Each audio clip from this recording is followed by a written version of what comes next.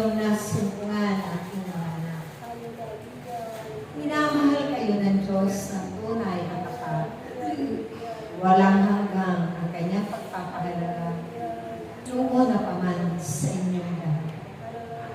Kaya't napakapalad ninyo na nakatugon sa kanyang panawagan, sa kanyang mga itinakda sa buhay ninyo. Ito ang inyong pagsunod. Ang inyong pananalig at pananampalataya ay muli niyang pinanumbalik masigit pa nung mga nakaraang panahon sa inyong mga buhay. Naway aking mga anak, sa pamamagitan ng aking mga mahalagang bunga, patuloy kayo na maging tunay at tapat at tagapaglingkod ng Diyos sa inyong kapwa at magiging daluyan din nila ng kanilang mga biyaya at pagpapala. Higit makamtan din nila ang bagong buhay tulad ng at sila man na kanilang mga walang pag-asa sa mga buhay sa mga nagdaang panahon ay magkamit ng pag-asa sa pamamagitan ng mga ibinabahagi ninyo sa kanilang lahat na mabubuting bagay.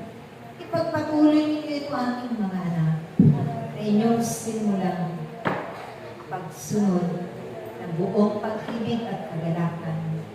Dahil ito rin ang inyong ibabahagi sa inyong pagkain saan man kayong sulok itakda ng Diyos na sila man ay pangalapin na kanyang inanabikan, hinahanap ng mga pangangalaon ng panahon.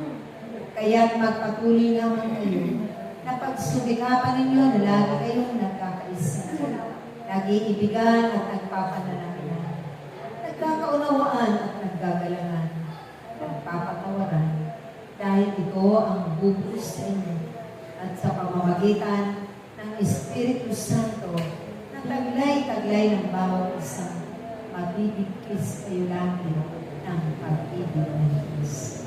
Higit ang kanyang kapangyarihan. At ito man ang magdadala sa iyo lahat doon sa tatahakin ninyong landas na matuwid patungo sa buhay na walang hanggan hanggang marating ninyo ang kaharian ng Diyos. Kaya sa mga pagpapagaling ito, sa pagsasakripisyo ng bawat isa, mga tiisin, ang lahat ng ito lamang ay ialay ninyo sa Diyos ng buong pag-ibig, buong katapatan at buong katotohanan.